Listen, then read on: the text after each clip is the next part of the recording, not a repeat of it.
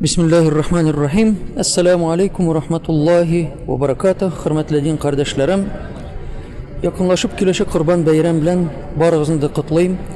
Аллаһ субханаһу ва тааля шалган корбаннарыбызны, дугаларыбызны, садакаларыбызны кабул итсен.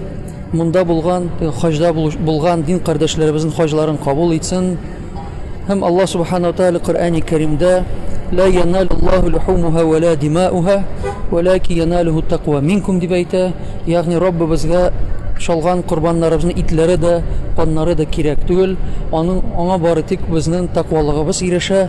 Һәм Аллаһ субханаһу ва тааля башка бер җирдә булай дип әйтә: "Ва ман яттақиллаһ", кем тақва булса, тақвалы булса, Аллаһтан курыкса, яҗ'ал лаху махраҗа, Аллаһ субханаһу ва тааля бу кешегә чыга торган юлларын күрсәтер.